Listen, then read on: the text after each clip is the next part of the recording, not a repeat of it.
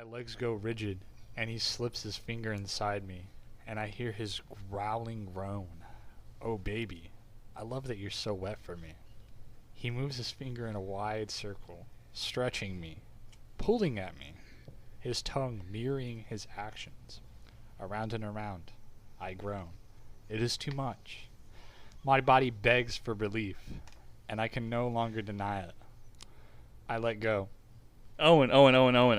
Yeah? Is this Heart of Darkness the book that Apocalypse Now is based off of? Oh, we're supposed to be talking about that? Yeah, we're supposed to be talking about Apocalypse Now. Oh. Okay, Welcome to Filmoscopy. alright, so I am your host. It's me, Owen. And then my two co-hosts here. Lance, go ahead and introduce yourself. Hello, I'm Lance. And I'm Cody. So, we are going to let Owen take off for this episode however he wants to do it. For this, he has his notes. I have my notes. And Cody, do you have your notes? Yeah. Okay. How many notes do you have, Cody? I have like a page, front and back. I have 3 notes. Oh my God! Did you even watch Yeah. the movie? I don't have any notes. Yeah, I did watch it. I got my memory. Well, you've watched it multiple times. This is the first time for me. I'm just like, the main thing, I wrote this down 4 times, is the movie is fucked in the head. That's it. That's the only thing you really need to know. Okay. All right, we're going to let Owen, you take over, sir. Alright, so Apocalypse Now. Released in 1979, directed by Francis Ford Coppola. That's how you pronounce that, I think. Alright, it's Doing better got... than me. Yeah. It's got my man Martin Sheen as the main character, Captain Willard. Alright. So the plot is... We'll just go ahead and jump into the plot. Hey. I think you're not including me on the cast list. Oh, and of That's course, I'm very important to this part. This bit here. Big man Marlon Brando making a special guest appearance. And when we say big man, he is big. Like Jabba the Hutt. he's huge. He showed up like 50 pounds overweight. Yeah. And he had his head shaved and he didn't like it. And yeah. So he also sounds like a slowed down Dusty Rhodes when he talks. Maybe that's just me being a redneck. I don't know. Maybe. Anyways, so it's a Vietnam War movie. It's not about any real specific event or anything like that.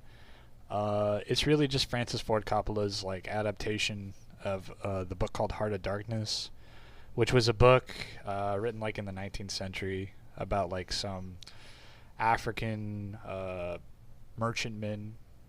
It's about this guy going up the Congo River, and he's trying to like find this big head honcho of this African colonial company. And the guy like tricks himself into believing that like he's a god of these African tribesmen and stuff like that. So it was adapted into a Vietnam War movie here. And Here, like, you mean like right here in this living room? it right was here in adapted? this living room, we did this. Okay, I just want to make sure because I was getting really, really curious about all these cameras you have set up, and you have this cat that's like, no, she's alive. I thought she was dead for a minute.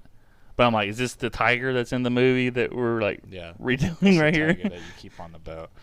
But anyways, this was made after The Godfather.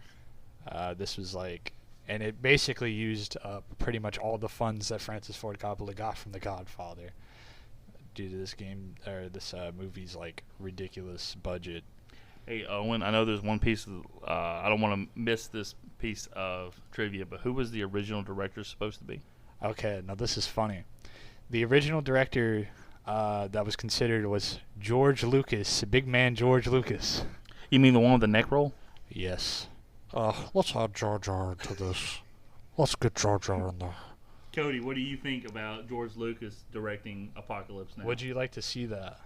Well, no, I wouldn't like to see that. You don't want CGI, dude? No. CGI didn't exist at the time, but, He- No, but he- now, he'd- he would He fix would it. he would re-release it and then put a bunch of like CGI. He'd be like, Oh, let's put some Ewoks in there. yeah, Let's get some he'll put a big Ewoks. dance number in it, too. I was telling Owen when we had read up that it was George Lucas. The right before he gets to where Brando's character is, they have like the whole tribal people painted up in white and black, and they're on the little boats. Yeah. We were like, that was the influence for Ewoks. Like, he's like, and George Lucas is like, I could have done this movie a little better. Would have been better if there were some. How about this? He's looking at his assistant. He goes, well, wipe this sweat off my neck. Go ahead. He goes, those little pygmies that are painted up white and black. What would be better? If there was Ewoks. If they were teddy bears. Little teddy bears. But they're not going to be in water because I can't deal with the wet fur. Can we make them sound like Jar Jar? No. That's in 30 years, Jar Jar. Can we replace Martin Sheen with Jar Jar Binks? They would CGI Martin Sheen out for like Jar Jar Binks. He goes, "Oh, Misa back. Misa the captain. Misa in charge of this boat."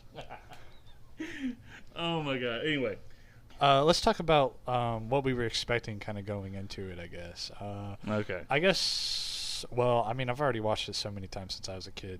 I guess I'll ask you guys. I'm curious what you were thinking of when you first watched it as a kid. When I first watched it, I don't know. I was expecting, like, because I had known, like, the pop culture shit, like, I love the smell of napalm in the morning, and, stuff like that. So I was kind of just expecting, like, just a badass Vietnam War flick, like Platoon or, like, Full Metal Jacket or something like that, which I guess is what you kind of get, but you also get, like, this, like, hand of artsiness. Yeah, like everybody's on acid. Yeah. Like, that's the biggest thing for me. It was like, I watched it because I watched it like 3 o'clock in the morning. Good time. Yeah, I watch know. it. And then I got done with it because I had to take a break. I'm like, this movie's trippy. Like 7.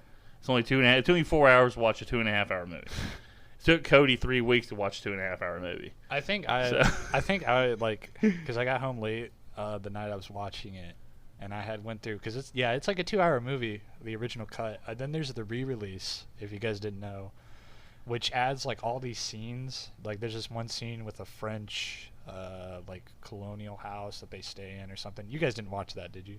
No, that's the Redux, right? Yeah, So that's the Redux. Yeah, you're talking about the Redux, which the original, I guess it's the original cut that I watched, was 2 hours and 27 minutes long.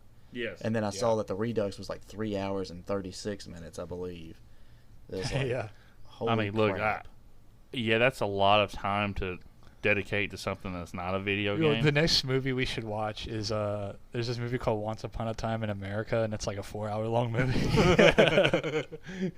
I think we need to like. It's a Sergio Leone movie. Oh yeah, that's the dude that did all the Good and the Bad and the Uglies, and he All did the Once Upon a Time in the spaghetti West westerns and stuff, Yeah. yeah. But yeah, that's I mean, I watched it. Like those movies were good. This movie, when I came away with it, was there was a lot of staring in it. Like Martin Sheen, every time somebody asks him a question, the first like 45 minutes, he looks like an underage person just got caught drinking. They're like, "Have you been drinking?" And he's just staring. No. And it's like, golly damn, was this dude like touched in the head? I'm not a big drinker.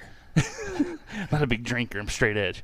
But yeah, that was the biggest thing for me. I'm watching like this movie's just like everybody's on something. Yep. And then when you get to Brando, I mean, they shit. basically were all on something while they were making the movie. So Yeah, when we get to Brando, which is going to be my favorite part talking about this movie, is, homie, holy shit, would you quit burping in the microphone? God bless it. I had too many. I'm trying to burp away, okay? But yeah, Marlon Brando, holy shit, man. Okay, Cody, we would love to hear your opinion, please. Going into it, I thought that it was just going to be a, typical Vietnam War movie. But, toward the end, it starts kind of descending into madness.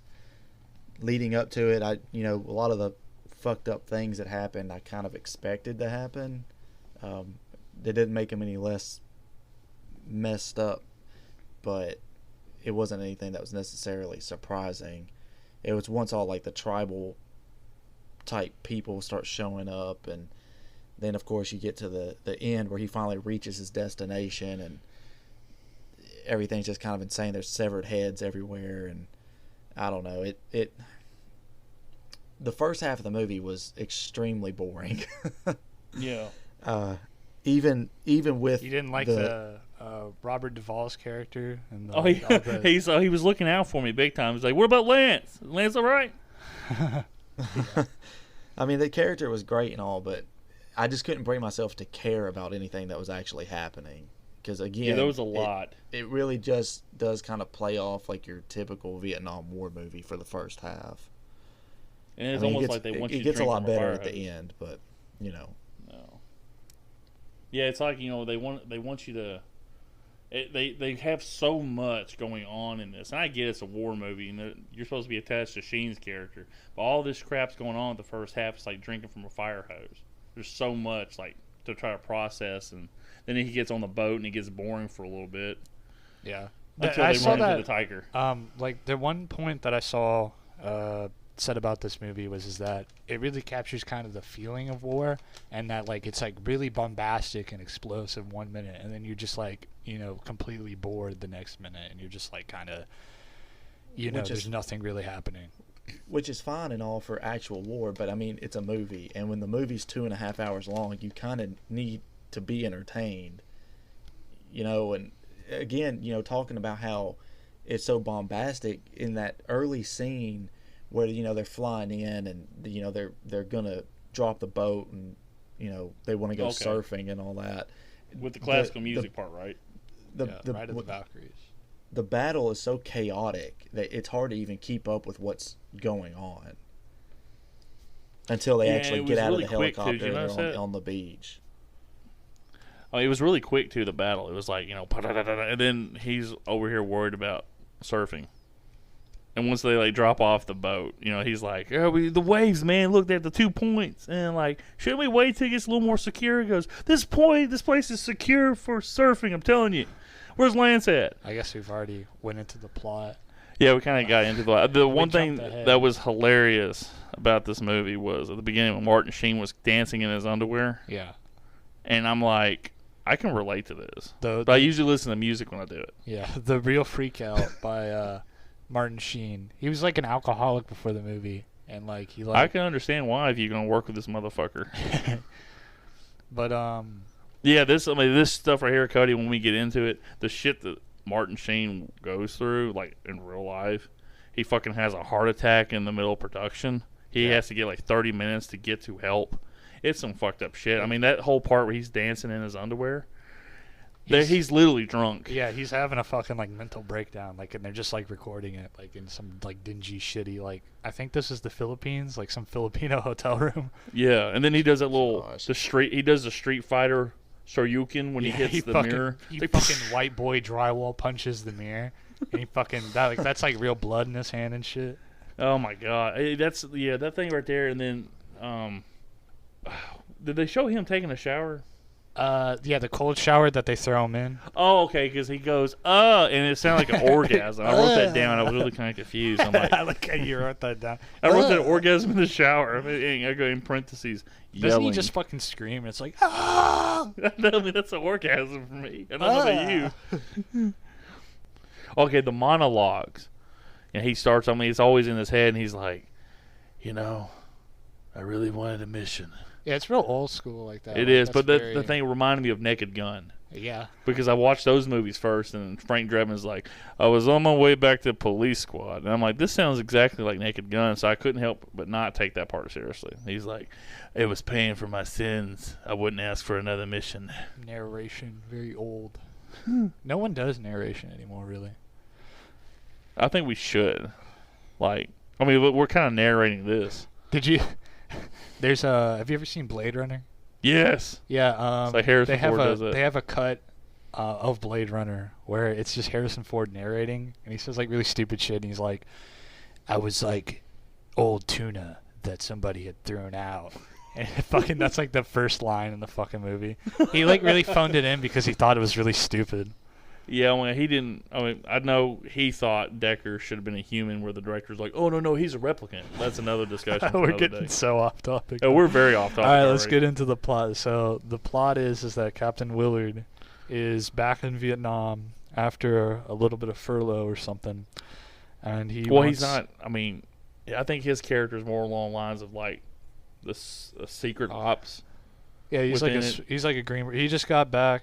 Or he just got like in country into Vietnam. Yeah, it's like what did happen. But I think he's like somebody that they don't want on record. Yeah, he really doesn't. Yeah, he's like a Green Beret or some shit. Yeah, but So yeah, he's back in Vietnam, and he really wants to do another mission, and he really hates it back home because that's how vets, I guess, are. Especially in this war, it's pretty fucked up. Yeah. So he gets fucking drunk, piss drunk, punches some windows. Shoryukens his mirror. And then they bring him back to base, and the whole gang's there. There's Harrison Ford. Yeah, there's a Han Solo, and you have. Oh, there was another joke. I had like Harrison Ford and Han Solo, because he looked like the way he had his hair combed, he like down the middle, and his glasses, and he just looked like somebody just straight up out of high school. He didn't even look like Harrison Ford. He looked like he actually lost weight and shit like that. Oh yeah. Just for like this little 5 minutes. Do you know what his character's name is? No. It's like Colonel G. Lucas.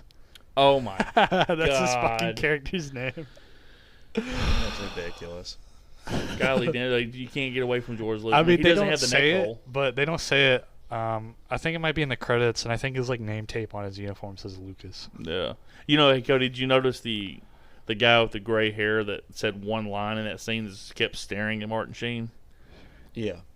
He was the assistant director on this movie. Oh, okay. I don't even know what his fucking name was, but what the hell did I write? Grease my gun.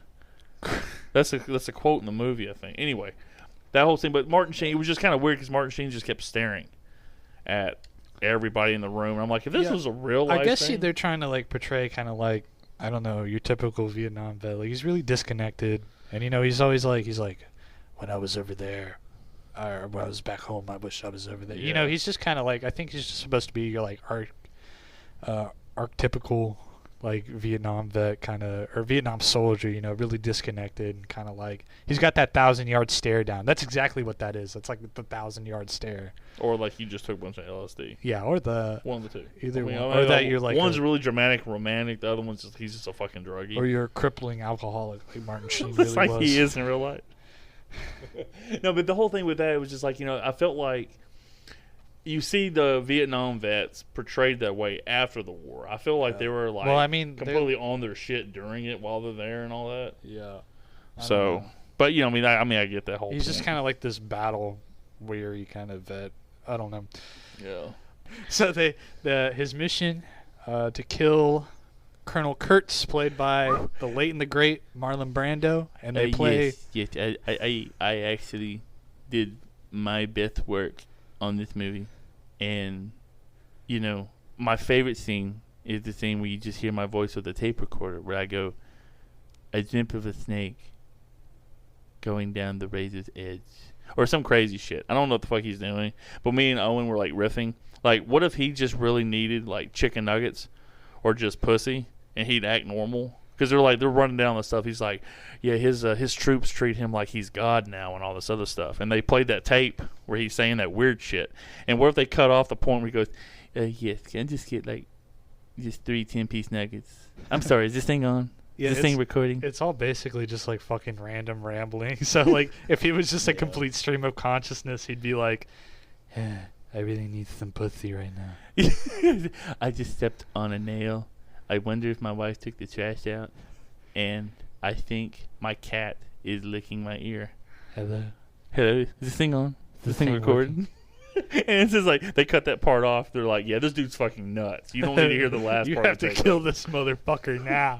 He cannot get those chicken nuggets. There's no way he's getting those chicken nuggets. This piece of shit. But yeah, that whole like Marlon Brando thing, and I'm like, and they show all those like little pictures, and I'm like, man, there's a lot of pictures of Marlon Brando's face and nothing else because he's like fat. Are those like he looks really young in those pictures? Are those actually Marlon Brando or? I would assume they were. They look like they were pictures taken, but then they were shaded over with a pencil because they're all in black and white. Oh yeah, they're brushed up maybe. They're brushed up. It's like, let's get rid of this neck roll. And George Lucas goes, hey, that was my reference. That was my tribute in this movie. All right, Cody, you got anything to say about the message that Marlon Brando left for the other colonels? No, not really. It's weird. You're pretty spot on. It's just like a bunch of random nonsense, Yeah, it's just to show that he's fucking completely lost it. Now, I'm just curious because it's coming from somebody. I've never seen the Godfather movies. Mm-hmm. And I know Cody has, and then of course Owen's watched them all. So Cody, the whole like Marlon Brando acting in those movies versus in this movie, did you notice any kind of difference, or was this kind of like? Because to me, it just felt like everybody's like, "Oh, he played a really deep character." I'm like, I felt like he was just like playing himself. You mean in The Godfather? No, not The Godfather. I mean, The Godfather, he's playing a character. In this movie, I feel like in it's this, like Brando, just be your regular normal I'm self. pretty sure a lot of Marlon Brando's lines in this were just like ad libs. Okay. Well, isn't Marlon Brando was kind of notorious for being a lazy actor, so even in like But he was The also a Godfather, method did he have actor. like his lines written down on the back of a prop or something, so Uh, that he on could this- just read them? Like he was literally just reading his lines during his scenes, like the scene where in they The go in and Godfather. they ask for a favor and all that during the wedding. He was just literally reading his lines. He was a good actor, but he was a lazy actor. So it's for this movie, he could have just been playing himself because he just didn't care enough to actually get into any kind of character. He didn't remember his lines when he showed up to the recording of this movie. Oh, the craziest thing I looked up, because Owen had told me the stuff, so I got on Wikipedia and I was like, let me look at the sources and try to find that. Thank you, Wikipedia. They said that he showed up 50 pounds overweight, and he felt like Colonel Kurtz was supposed to be named something else, like some generic, like John something. I don't even remember, but it was some kind of thing, and then the director's like, no, he's named this. And he goes, well, why does he have to have his head shaved? And then evidently they went on a 1-week excursion, him and the director, on the boat, and then came back, and everything was like fucking normal. Like, yeah, this is like fucking weird shit with this motherfucker. I'm just like, sometimes you just want to be weird for the sake of weird. And he's like, Marlon, what do you think about dinosaurs? I think they killed the sheep. Okay, Marlon, you just sit back down in your chair right now. We'll go back to Martin. Martin? Yeah, towards the end of his life, Marlon Brando was fucking kind of off the deep end a little. Oh, man. And this whole, like, he stares. Of course, we're going to get to that point. I don't want to get off. Yeah. We're already up. I just really want to talk about Marlon. But, okay. Go ahead, Owen. Sorry. All right, so he gets his mission, and he gets assigned onto a boat. There's a couple characters on there. And who played my boy Lance? Like, Right, who played Lance- me in the movie? Lance was Sam Bottoms. Oh, God. What a last name. Heck yeah. Bottoms. So there is the chief of the boat, who's like the CEO of the boat, played by Albert Hall. There is Lance the surfer, Sam Bottoms, like Lawrence Fishburne, Mr. Clean, and then there's one other. It's Chef. Yeah. And Chef is played by Frederick Forrest. He's in another movie too. I don't remember what it's called. It's like there's some movie where it's like it's about like this like worker who goes off the deep end. Oh, well, it doesn't Yeah, surprise and me. he, like, But he's starts- actually the only normal one on the boat other than the captain, Yeah. I feel like. Especially at the end when he goes, you mean we got to go kill one of our own guys? Okay, I'll do it. When he runs into the tiger when they get off, he goes, I want some mangoes.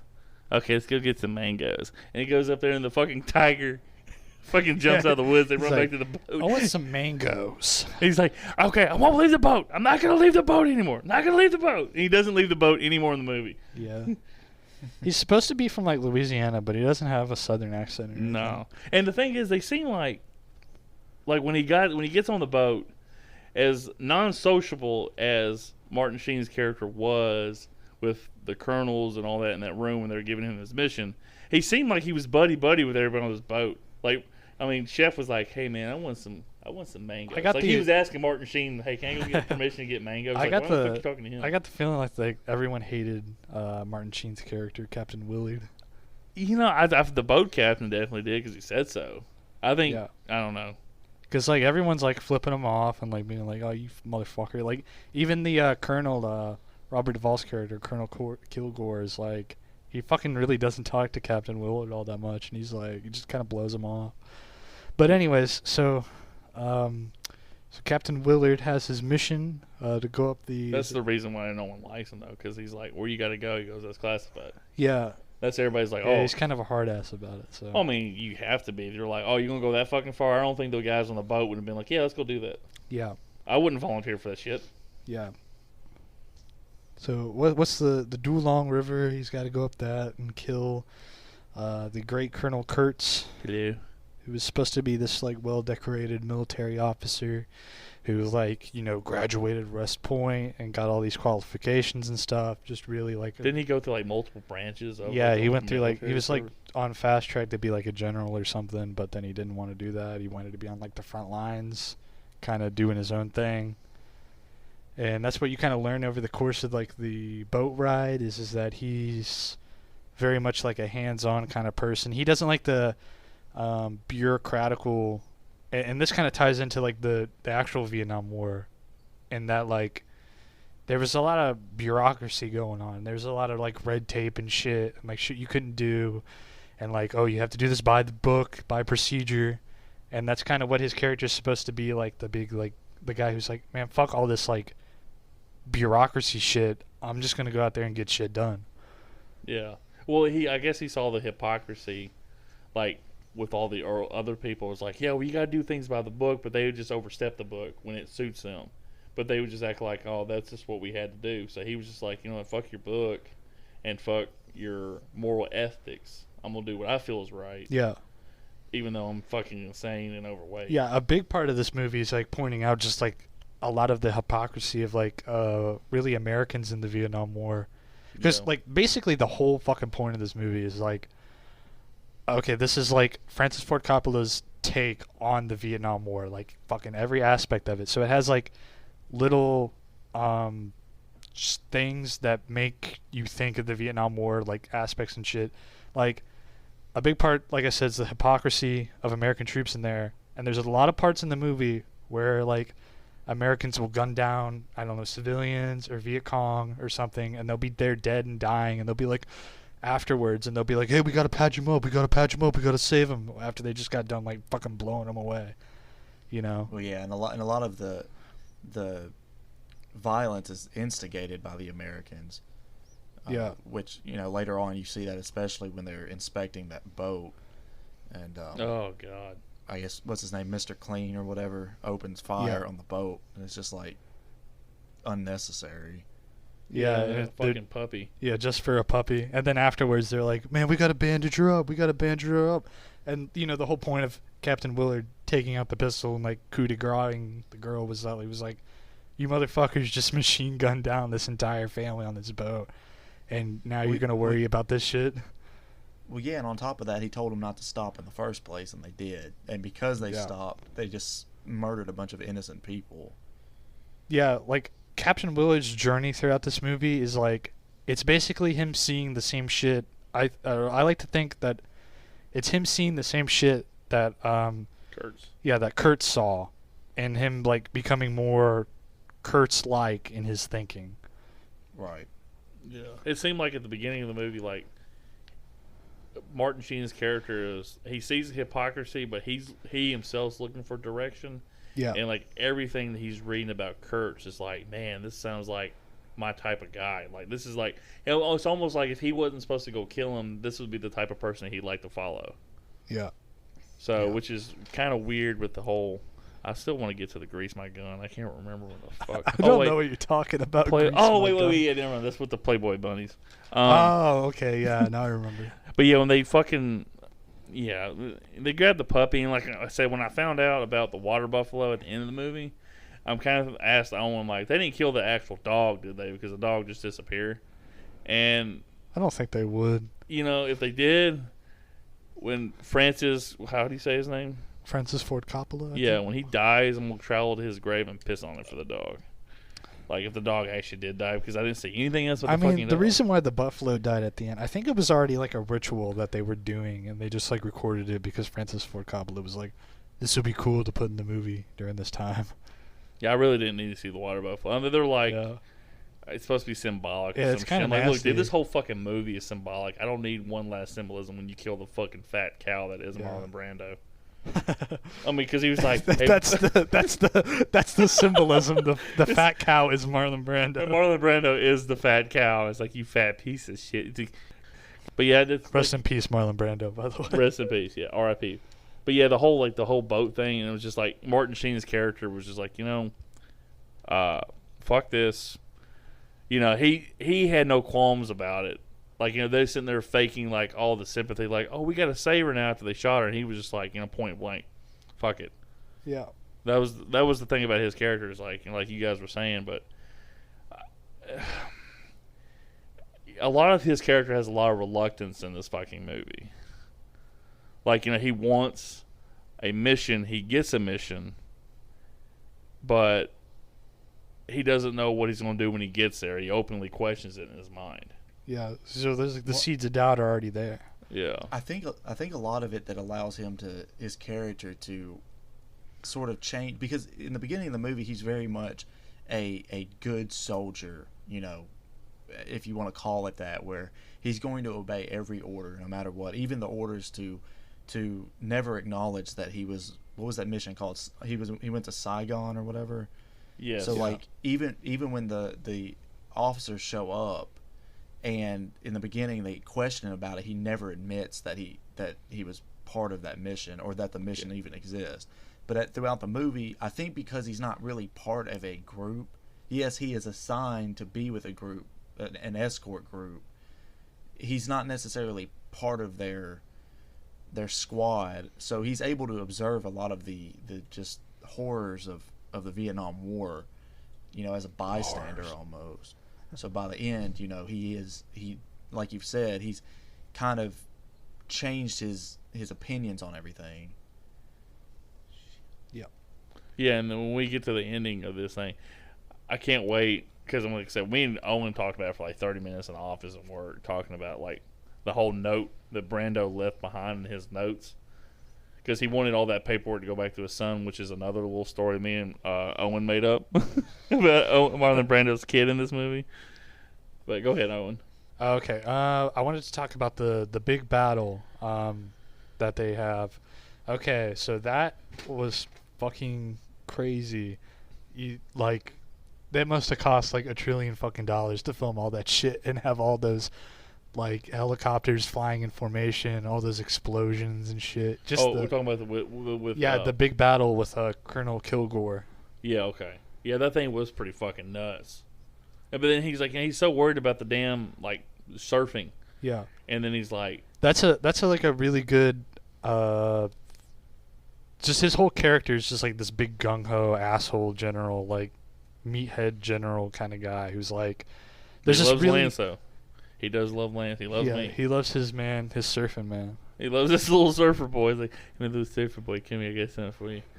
And he doesn't talk like that. That's Marlon Brando. Brando's just having sex to everybody in this movie, evidently.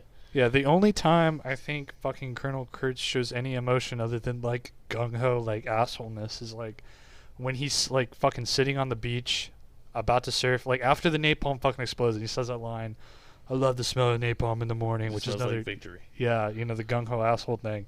After that, he says, someday this war will end, and he doesn't say it with any kind of like, relief or looking forward to it. It's like legitimate sadness in his voice. Yeah, like he lives for this kind of shit.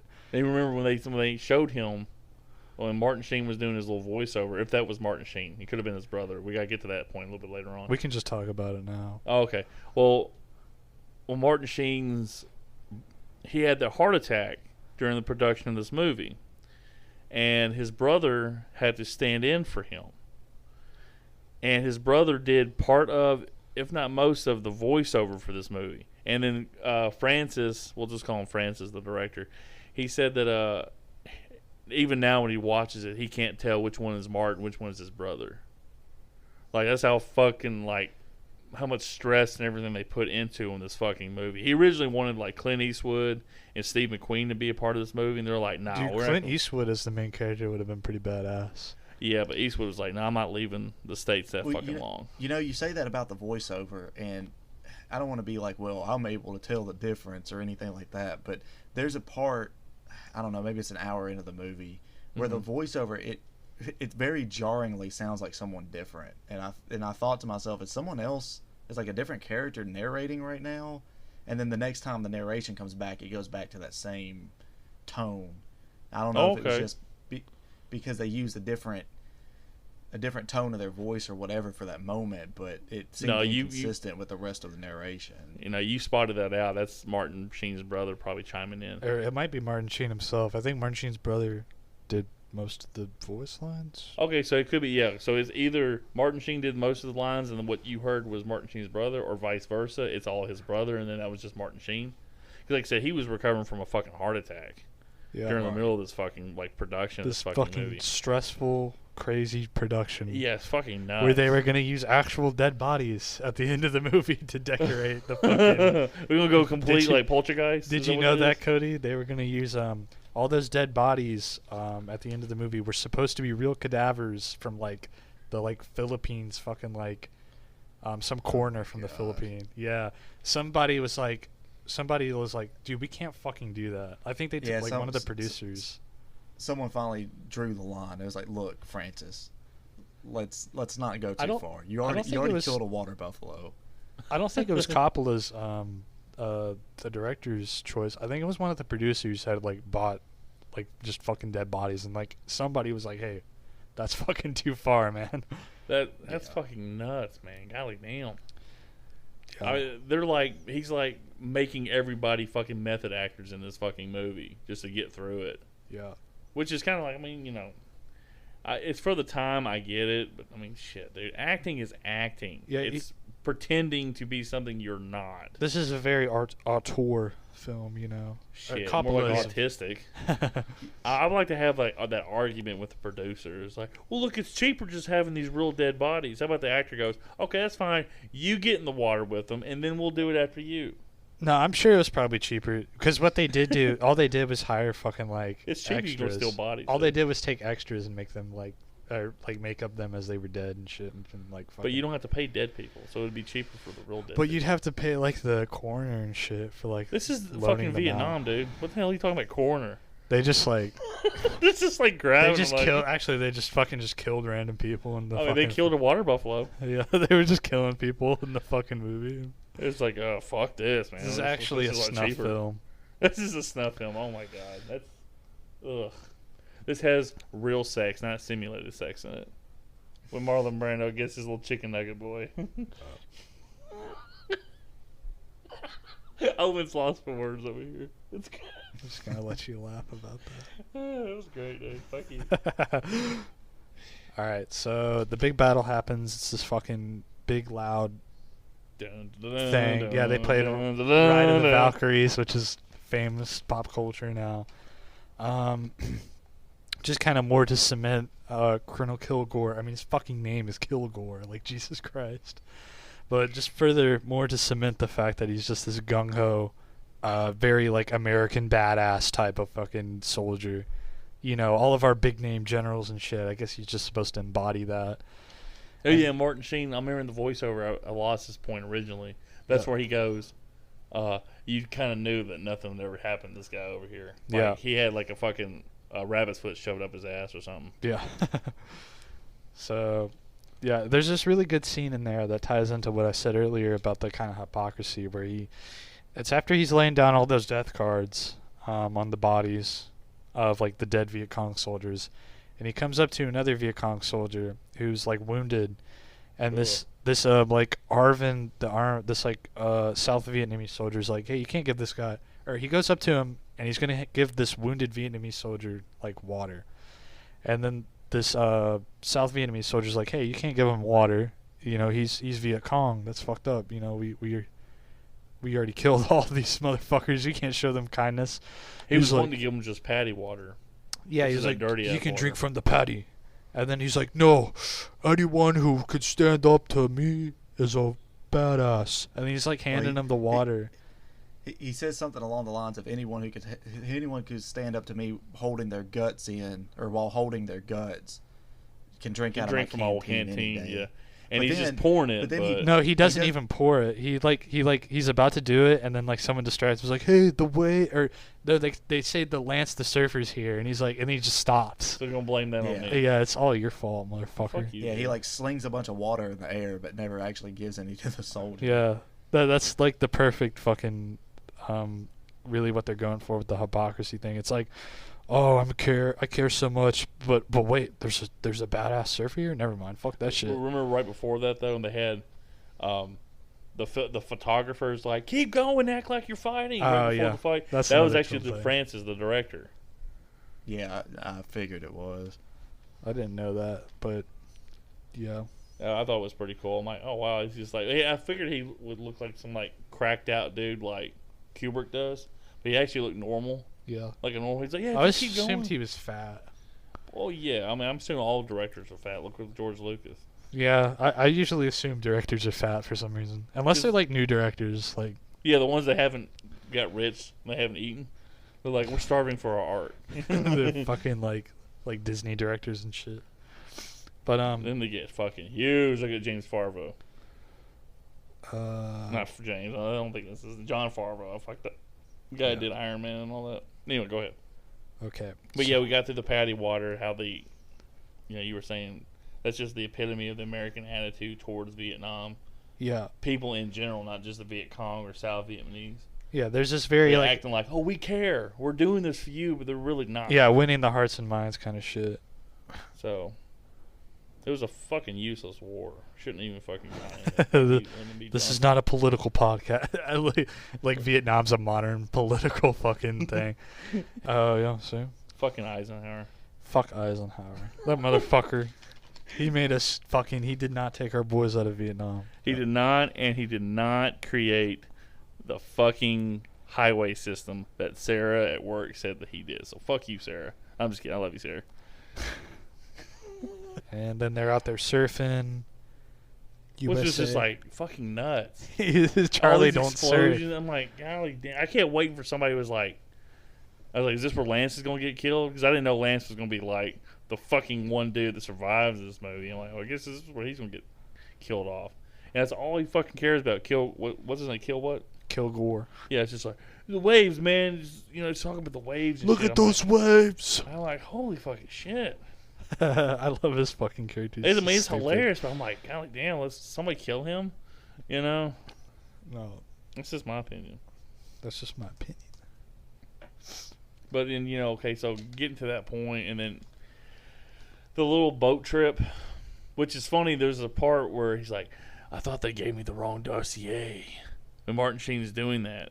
And then, Cody, you've seen the Naked Gun movies, right? I know I've seen the second one for sure. Okay. See, I took them over the show to you. Well, those guys, they originally did the movie Airplane, and then they did the Naked Gun series. Well, they did another two movies called Hot Shots that starred Charlie Sheen. And they were spoof movies. The first one that spoofed him as Top Gun. And then the second one, they spoofed him as like Rambo from Rambo's 2, 3, and 1. 2, 3, and well, just 2 and 3 at that time. He had like a red bandana, long hair. Well, he's on a boat, and he's writing down, it's like, so this is what hell feels like. And he's writing this shit down. You can hear his monologue. Well, then you hear somebody else talk over him. But it's like in a monologue voice. So he's hearing somebody else's monologue. He looks up, and it's showing Martin Sheen recreating the scene from Apocalypse Now. And then they had actually done a movie together in the 80s called Wall Street. So they do it, and they notice each other, and as the boats are crossing, Martin Sheen and Charlie Sheen yell at each other, "Loved you in Wall Street!" And they give each other a thumbs up, and that's the little reference to Apocalypse Now. I'll send it to you afterwards. Oh yeah. So what happens next? Is it the tiger. bridge? We did the mangoes and the tigers. And Okay, then, the mangoes and the tigers happen. well, they had that little rally when they had the little playmates show up and they're dancing. think That's that where they was- greased my gun. Was that? I think that was after the bridge. Which bridge, man? There was a multiple. The big bridge with all the lights where. No. That was that bridge is the last point. Oh, okay. I thought, isn't that the last point before they? That's the last point the American Army is like checked off at. Is that what you're talking about? Yeah. Because that's where they're like shooting off, and then that one dude's all spacey. He goes, "Hey, where's your commanding officer?" He's like, "Aren't you?" Yeah. So yeah, that's later on in the movie. So they go to there's the Playboy dance thing. Yeah, and And- Chef yells, "You can grease my gun, honey!" You can No. grease my gun, honey. I fucking thought it was hilarious. I wrote it down. Basically, the whole point of that scene is just Americans need entertainment and shit, and Willard makes the point at the end of the scene. He's like, the Viet Cong don't really need any R&R like this. They're out here fighting, for their lives and shit. Just really to make a point that the Americans' hearts weren't really in the war It wasn't anything that really any American soldier really cared about winning or not. No, I think it was mainly just surviving. I don't think they understood what they were fighting for. To save the South yeah, Vietnamese. 'Cause American it was like just a abstract stop communism kind of thing. Not anything like, oh, we have to defend something. The point was just that Americans didn't have like fully fucking like their full heart in the war. No, I think the American government just wanted to see how big their dick was. Send the guys over, because it's like, you want to stop communism. Hey, go ahead and attack Russia and China at that point. That wasn't gonna fucking happen. Let's do this little tiny half of Vietnam though. We call it North Vietnam, with the Viet Cong and all that shit. They were just like, they literally were fighting for their way of life, and we were supposedly quote unquote Americanizing them. I mean, you're seeing these pictures in the war photography. And this is the thing, is like, this was the same like where the hippie movement was, and it was like, they were. I mean, when the soldiers were getting off of the planes coming back from Vietnam, they were getting spit on. They weren't getting heroes' welcomes like, you would like in the Korean War, or even Afghanistan and Iraq now, which is just the more recent things that we're talking like that have happened over the last 20 years. But, you watch, tying into another movie, you watch First Blood, which is Rambo. And, he said, and he was just pretty much summarizing what it was like coming off of it. And it's like he was getting spit on, being called baby killer and all this other crap. And he goes, you don't know what I've been through. You don't have the right to call me that. And like I said, the Vietnamese people, bleh, I'm going to get it out. They're sending their kids over there with bombs. That shows the dedication they have to their way of life. But, they're sending their kids over there with, like, bombs in a shoe shine box. Going, shoe sign, sir? Shoe sign? And the guy goes, yeah, kid, just going to give him a couple bucks because it's American money. Shows him, blows up everybody in the fucking tent. And that's stuff that was happening in this fucking war. And then the soldiers were coming back and getting absolutely no fucking love from the public because they were just doing their job. Everybody was like, oh, fuck you, you're going over here and doing that. Well, hell, they were getting drafted in this fucking war. They had no chance. If you sit there and talk to any kind of Vietnam, a lot of them didn't want to be there in the first place. Yeah, if you talk to any like fucking Vietnam veteran, they don't like talking about this war for a reason. They really don't. I remember, my dad's biological father had 4 tours over there, and he had like the Purple Heart and all that other stuff, and he didn't talk about it. He died when my dad was 17. He had contracted hepatitis from Agent Orange over there. That's the shit they sprayed on everybody. That's the American people were doing, And, my dad's stepdad had 6 tours of Vietnam. He was a mechanic, but he was over there. And then my mom's biological father had, like, quite a bit. Like, I think he had, like, 3 or 4 tours himself.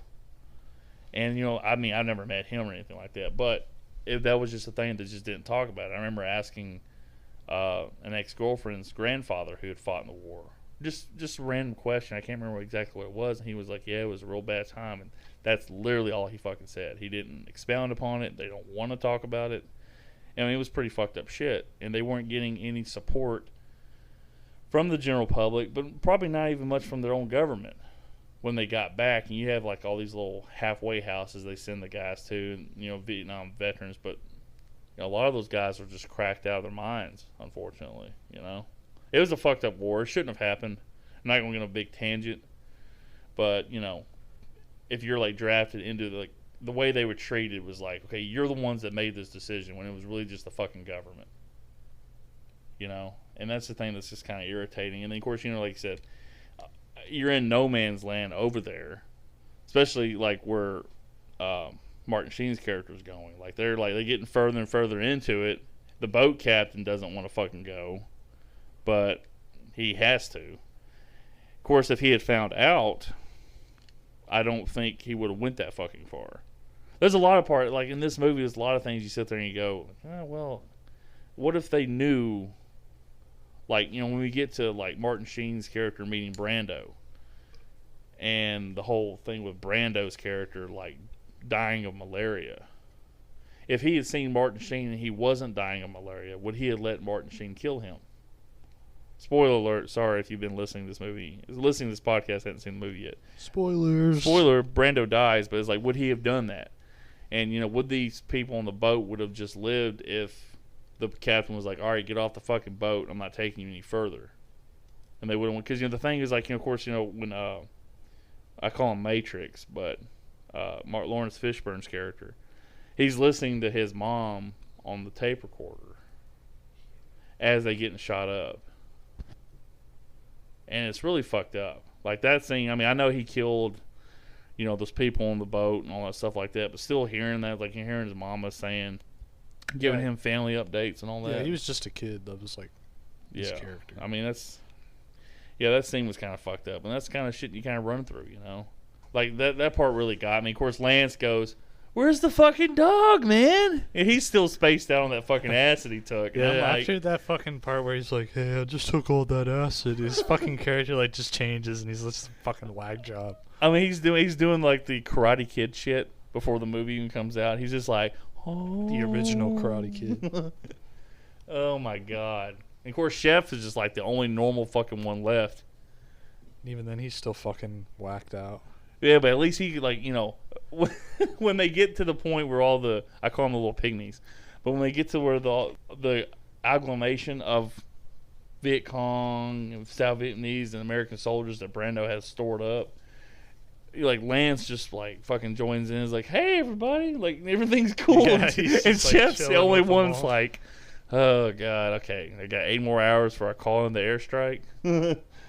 Alright, so then they go to there's a bridge and there's this battle where it's fucking, the entire premise is just a big symbolism.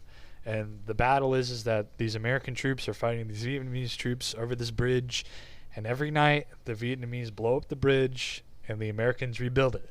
And it's fucking continues on and on forever. Just fucking, basically that was the entire Vietnam War because the Americans really could not do shit and they were just doing the same shit over and over and over again. You know? And Yeah. there's Sounds like the Germans in World War II. There's a movie they're trying to get their tanks over the bridges, and the Americans keep blowing up the bridges, but the Germans build them back up by the morning, and it's just a constant thing going back and forth, blowing up bridges and shit like that, so the Germans can't cross. Damn. That shows you how like helpless America really was. Like they just trying to sit there and use all their brute force to try to like win this fucking thing, and they literally couldn't. I mean, it was we like, did kick the Germans' ass. Oh yeah, we got the Germans' ass. I mean, that was just a thing you kept saying about this bridge that reminded me of that. Yeah, But yeah, that was just the whole point of like how like just fucking ineffective really our policies and shit were in Vietnam.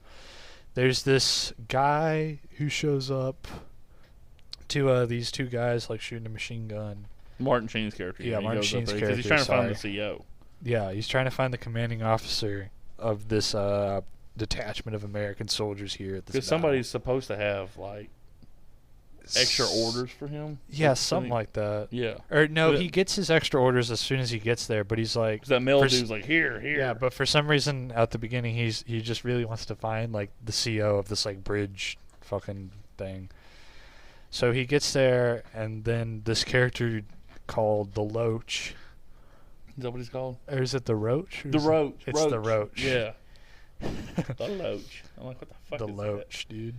That's the dude that's like, he's the one that shoots that, you hear that one Yeah, he's like, Vietnamese soldier. fuck you. Yeah, fuck you Americans, and all this other stuff. And he's the one that shoots the one shot on that like exploding round, Yeah. and then he kills him. And he's just like, he just looks calmly at Martin Sheen and walks away. And Martin Sheen goes, "Where do you know who your like, commanding Where's officer your is?" commander? Or no, yeah, he says, "Do you know who?" And he's like, "Yeah." And then it just completely. I love his character. His character's so memorable, and he only has like fucking. The only line he has is "yeah." I like it. The one guy though, the one that's shooting the machine gun, the Uh-huh. one guy, he's like, "Where's your commanding officer?" He goes, "Shit, aren't you?" Or he says like, "Who's the superior officer here?" And he's like, "Ain't you?" Yeah. It's like, damn. And then when he gets back on the boat, and he goes like, "Did you talk to the CEO?" He goes, "There's no commanding officer here." Yeah. So they've literally been abandoned at this thing to go fucking lose their minds in this last stop that Americans have been to into Vietnam at this point. Yeah. I guess the point of him saying like, "Yeah, I know who the CO is here," it's like, what do you think he meant by that? No, the only thing I think he thought, yeah, the only thing I thought he meant by that was like, yeah, I know who he is, It's but nobody. who cares? He's no longer here. I thought it. Like that dude's been abandoned, or he's either been shot. I felt that the guy they'd been abandoned there by the CEO. Like the CEOs got the fuck out or whatever, and then they were just kind of stuck there. But they had already kind of got cracked out, lost their minds, so they didn't care. You had all those other ones though when they showed up at first, like 4 or 5 guys.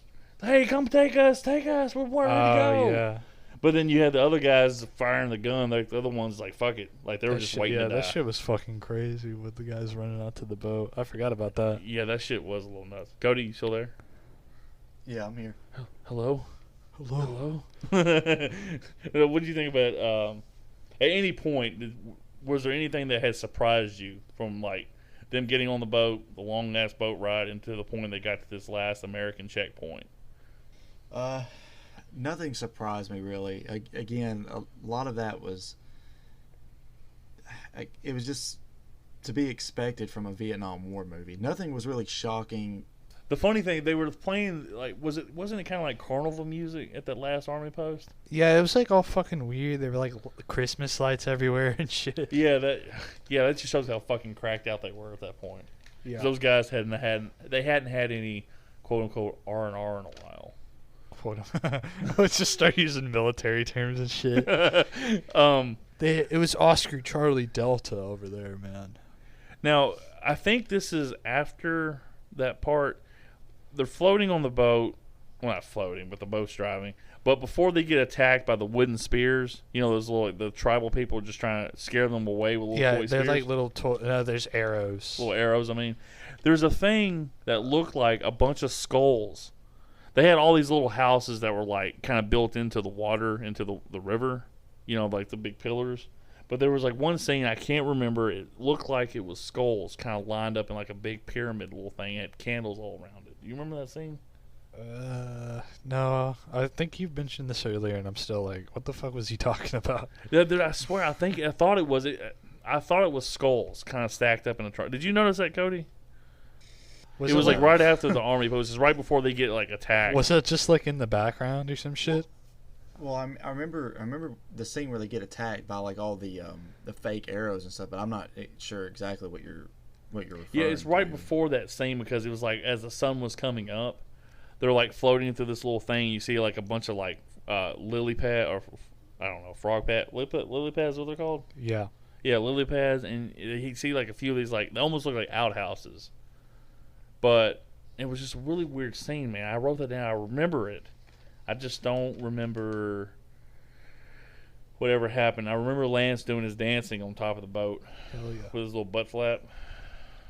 Little thing, little Tarzan thing he's wearing. Because he completely disregarded all of his army shit.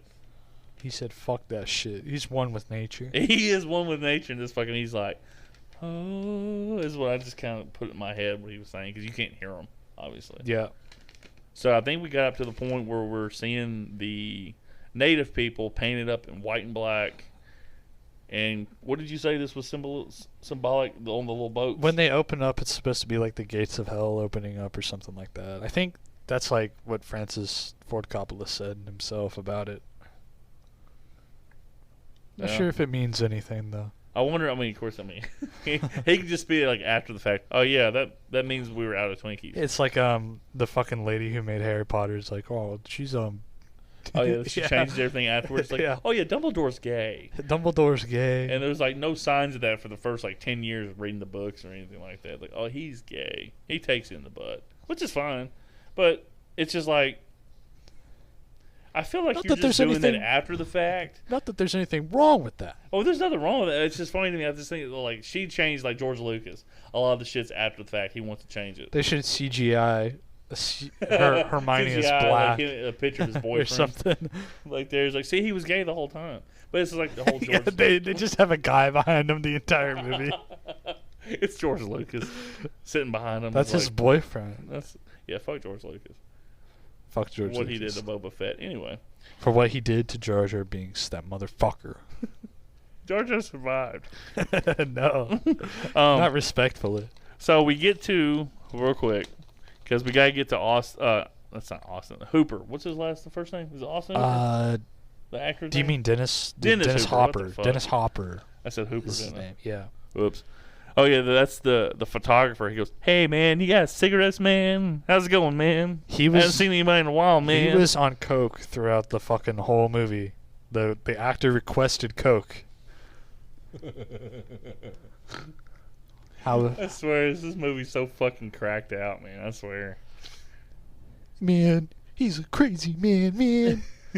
Yo, but we can't forget about, in that scene, they had talked about, well, we'd sent somebody at the very beginning of the movie. We'd sent somebody else to do this mission before, but he never reported back, and he turned out to join Kurtz's little Yeah. little brigade. And that's the thing is, like, you know, if Kurtz had if he didn't have malaria, if he was going full strength, would he have tried to kill Martin Sheen, or would Martin Sheen have joined him? Because Yeah. Martin Sheen was still like, I thought when I get to where I met him, I would know what to do. Yeah, I still don't. We should establish that, despite the fact that it's never like specifically stated, like they never come out and say like, well, they do say that the jungle had like caught up to Colonel Kurtz or some shit, but the character has malaria at the end of the film. He's sick and he's dying. See, I didn't even realize that watching it until Owen said something afterwards. Did you notice Yeah, that, Cody? I mean, it wasn't entirely clear. I mean, you just tell he was sick, but not necessarily with malaria. Or at least if they say it in the movie, I didn't catch it. The only thing they say in the movie when Martin Sheen goes, "It smelt of death and malaria in here." Yeah, he says that, and he's like, even the jungle wants him dead. Yeah, the jungle was, which I didn't understand. I'm like, okay, cool. I just thought Martin Sheen was just riding on a white pony at that point. You know, cocaine, the white Yeah. horse. No, just literally riding on a white pony. Riding on a white horse. They're like, Why would I'm you only say gonna do these that? voiceovers if you give me a white fucking horse right fucking now. And he goes, okay. Okay. Brando wanted like 60 chicken nuggets. This is fine. Can I get some chicken nuggets? But He's yeah, a hungry man. He just wants his chicken nuggets, man. Yeah, fucking Hopper's character is just like, hey man, you don't talk to him, man. He talks to you, man. You just listen. He's a great man. He orders his McDonald's drive-thru, man. He talks to the cashier, man. Oh my god! And then like Brando's character throws something. He goes, "Fucking mutt," and I was just like, He's reading his poetry. oh my god, the fucking poetry. He reads verses of the Bible, which I can only imagine Marlon Brando like reading, just like, Mary had a little lamb. I mean, that's not a verse, but you know, that's just That's little. in the Bible, of course. That's in the Bible. This But biblical podcast we have. It's a biblical podcast. We're not gonna make fun of the Bible because I'll start killing some motherfuckers. But he has that in a couple books. He reads his poetry into these speakers, and but the whole scene when they bring Martin Sheen in there, Martin Sheen's just kind of staring. Again, staring is a big part of this movie. Like, what was my line? The more I think about it, it's not so much of like an underage kid getting drunk. It's more like the actors are like, what's my line? It's like the actors are like, what the fuck is going on? What is going on? And Francis is like, say your line. He's like, no. Perfect. You just like edit all that part out. And but yeah, when you hear Brando's character going, are you an assassin? And then Martin's character's like, I'm a soldier. and he goes, you're neither. You're an errand boy sent by grocery clerks to collect a bill.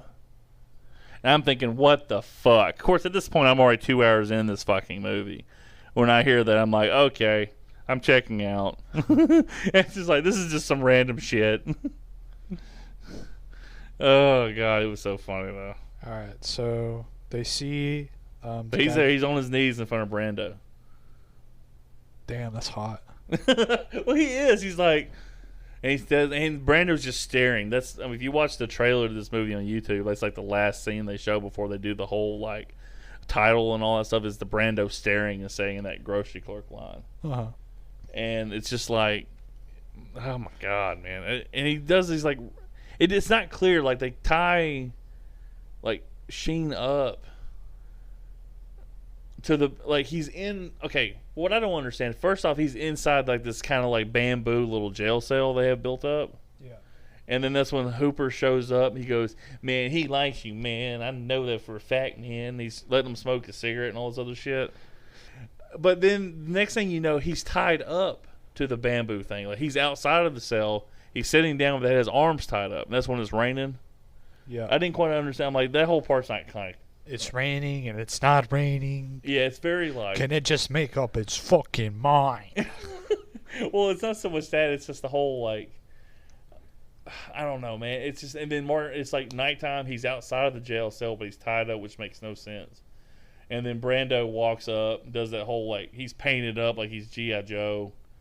And he's staring at him.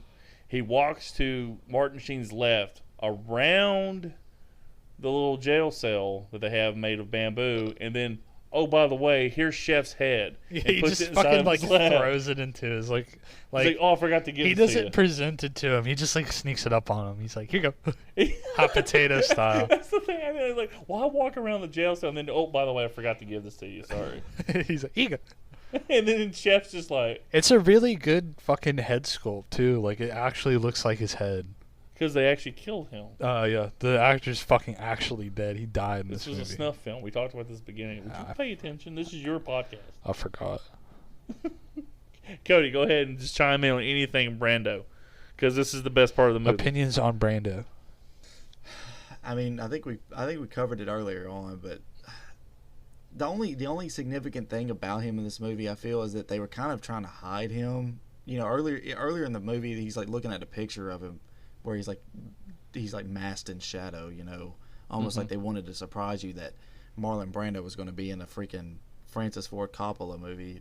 Like, it was a big shock. But as far as his performance goes, again, it was just kind of...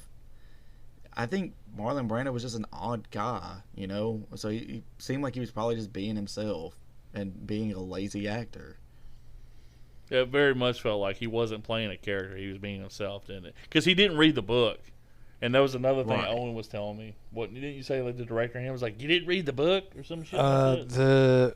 He showed up on the set with his lines not known, I think, is what it Yeah. was. He was Well, supposed to be. He showed up on set. His character had already been cast, and he was supposed to be like a certain weight. He was supposed to be really thin. He shows up on set, and he's fat as shit, and he's like does not know his lines at all. I remember I just saw an interview with Hooper that he said that Brando didn't read the book. And then everybody was kind of messing with Brando about it. Like, then the director kept, bringing it up or whatever. So they were at this kind of like this little get-together where they were having dinner. And Hooper, just in a joking manner, goes, so you didn't read the book, huh? And Brando just fucking lost it. He goes, I'm hearing it from everybody. I got to hear it from this guy. So when they filmed their scenes, like the one scene they had together, Brando didn't want to be on set with Hooper. Hooper had to film his thing, and then Brando filmed his thing, and they put it together. That fucking mutt. A fucking mutt. Which is the one scene That they was had. He real goes, he's a anger. great man. Just He's fucking crazy, man. golly damn. And then, the whole monologue with Brando, when he's talking to Sheen, he goes, you don't want my son or my wife to misunderstand what I've been doing out here.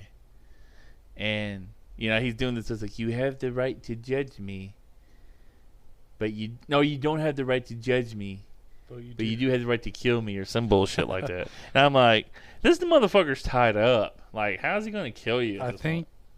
Let me think. I guess he means that. Like, I'm going to let you they're lose. trying to- You go ahead and no, do it. No, the point is that okay, so the American generals who were trying to get him killed were basically like putting all of like their fuck ups basically on Brando. his character. Again, And overstepping their book. Like, here's Yeah, our they're like- morals, but they're like, hey, you're we're consolidating all the bad on him. like, we fuck up and we kill people and shit, but it's fucked up when you do it because you're not doing it by our rules. So everything that's like fucked up is your fault.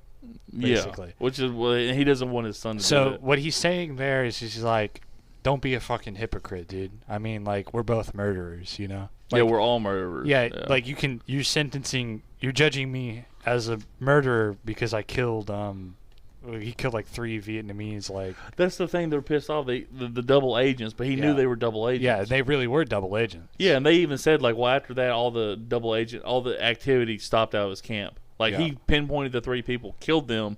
What But- the army would want you to do, Yeah. just because he wasn't ordered to. This is why they want him. He did stopped. it outside of fucking lines and shit. So But yeah, that thing was weird. But he's doing the whole thing talking about it then. when Martin Sheen's character meets Marlon Brando, you come to me. You come to me, you need a favor. But the funny thing is, Lance, we're forgetting about my boy, me, Yeah. Lance in this movie. He's just like, hey, everybody. And he just like totally just he's in the background, He's like part of the multiple fucking shots just tribe. going, ooh. I'm like, he hasn't come down off this trip yet. Or did the acid scar his brain is what I'm thinking at that point. Maybe it's a bad trip he never came back down from. I guess so. He's just fucked in the head. It's really fucked. And then, it's weird. Like I said, Chef is dead. Yeah, the whole But they let Sheen go, and Sheen gets back on the boat. he was supposed to call in an airstrike if Martin Sheen didn't get back. One thing I saw brought up was like, why didn't they? Well, I mean, it makes sense why they didn't just call in the airstrike. I've heard it said like, well, why didn't they just call in the airstrike? As soon as they got there, as soon as they knew where it was. Well, Martin Sheen's character, didn't really know what he wanted to do. He didn't know if he wanted to kill him or what. Yeah, if there was any innocent people, too. Yeah. Like, but- actually, people he wanted to bring back from. Because when he did kill the water buffalo, and I don't mean the water buffalo, I mean Marlon Brando. When he killed Marlon Brando, he grabbed Lance. I mean, I would have just left Lance there, to be honest with you. He would have had fun. Lance would have had fun. I mean, Lance thought it was better than Disneyland. Marlon Brando's character, Colonel Kurtz, lets Martin Sheen's character, Captain Wilford. Willard, Wilford. out of captivity and lets him just kind of roam around. They've already killed Chef. He was supposed to call in the airstrike if Captain Willard didn't get 8 back. hours later. And that's what he was waiting for. And then all of a sudden, I think I have it backwards. I think they let him walk around camp, and then they found out that no. the Chef was already dead. Yeah. He let this guy. The time frame from him getting there when they're docking the boat to him being back on the boat and he's actually communicating Yeah. with the people is like, okay, call in the airstrike. Okay, I'll call you in a little bit or whatever. Because this Chef's already dead. Like, you don't know how many days have passed. It's kind of weird. Like the time frame. It's like watching a Friday the 13th movie where you don't know what the time is. And how many days are passing in like a certain sequence or something like that. You right there, Owen? You kind of jerked up like... I had some spit in the back of my throat. Okay. Well, we got to let everybody know what's going on the podcast. We got to give them a visual. But yeah, that was just the weird thing. Is like, and then like Sheen's character is back on the boat, and he's just laying down. And I'm like, man, your guy just got beheaded on that fucking boat.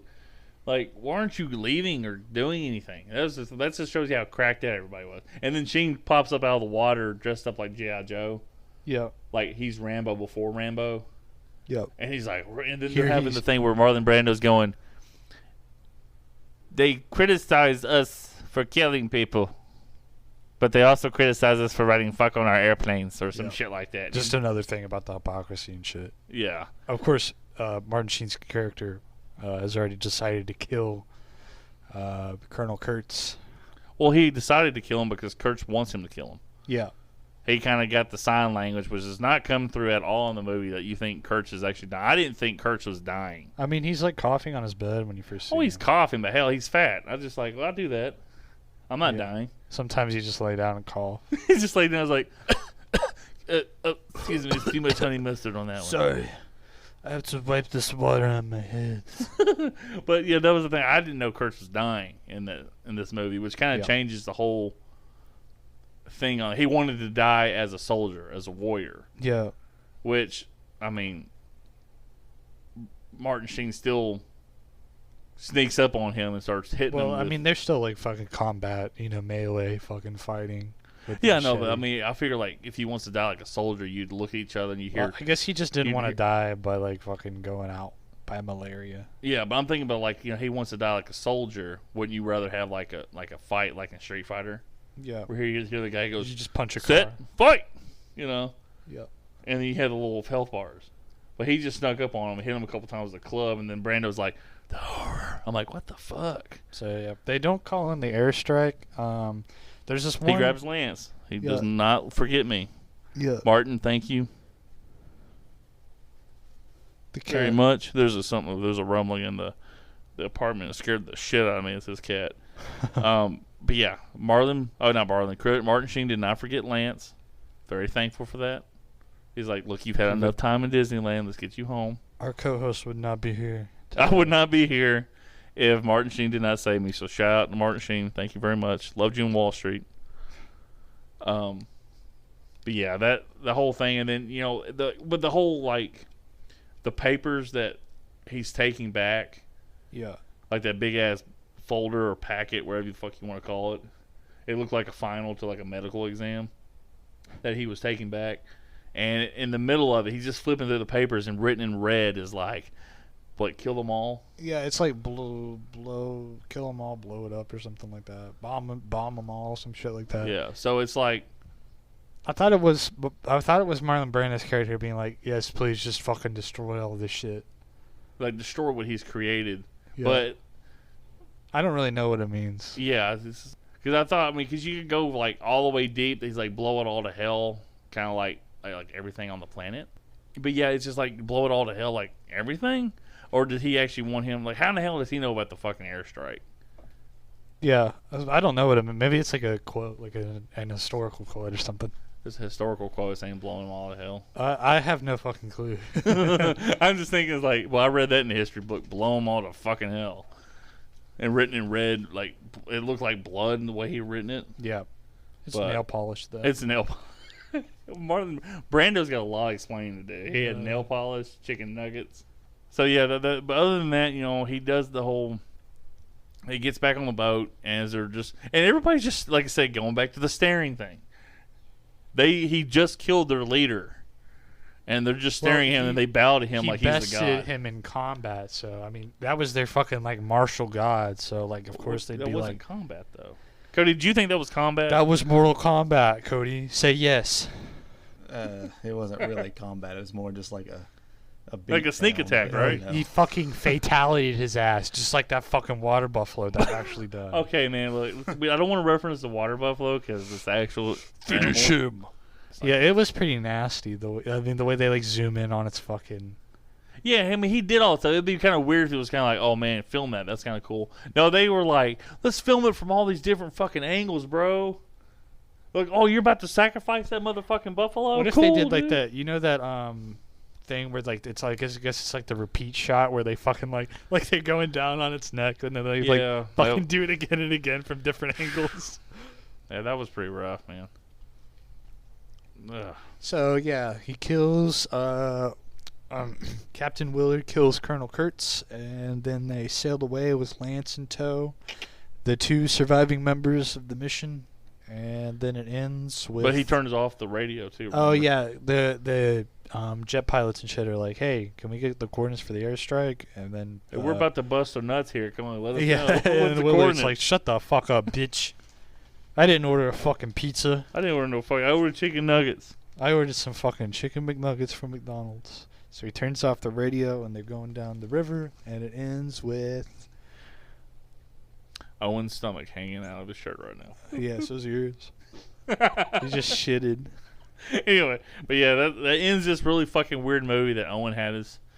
Dude, I wasted my one free trial of Hulu Yeah. and HBO Max the on fuck? watching this fucking movie. Fuck this fucking piece of shit movie. Fuck this fucking the movie. Like I said, it is holy shit, man. It's like fucking.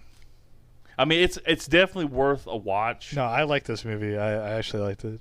I still liked like it for myself for one watch. It's definitely an experience. It's not something I'm going to rewatch myself though. All right, boys. So, the verdict: do we recommend or do we not recommend? I guess I'll start. Yes. And I do recommend this movie. I think it's a really good experience, very artistic. Just really something you can sit down and watch and just be immersed in a film. You know, very auteur. If you don't like shit like that, I guess I would stay away from it. You know, if you like your big fucking like action movies that you can just sit down and turn your brain off to, I mean, you could probably get away with doing that, but I do think like a lot of the slower shit would probably turn you away. So, Lance, I guess. I recommend it. It's definitely worth a watch for everybody who's interested in the movie. If you're like on the fence of like, hey, maybe I should watch it, maybe I shouldn't. I've heard such great things about it. It's definitely worth the watch. At that point, you'll know, oh, that was a good movie. I'm probably never going to watch it again. Or that's a great movie, and we'll watch it like once or twice a year or something like that. I would not recommend it. I think it takes way too long for it to actually get interesting. Like I said, the first hour and a half or so is just your typical Vietnam War movie. Yeah, it does its commentary on it and all that, but I mean, what Vietnam War movie isn't just a commentary on the Vietnam War and the Americans' part in it? By the time it gets to a point where it's actually unique and interesting, you've already basically watched an entire movie that you may or may not care about. Mm-hmm. So for me, I can't recommend it. Well, you son of a bitch. I'm just kidding. At least we finally got some disparity because Duel, I think we all recommended Duel. Yeah. So this is nice having like different, because Cody does make a point, like there are like really, but the people that like war movies and like, longer movies are the older people. So this movie is really tended towards, I would say, guys our age who like the kind of stuff, and older people, like older guys who love war movies, are ones that are going to watch this shit.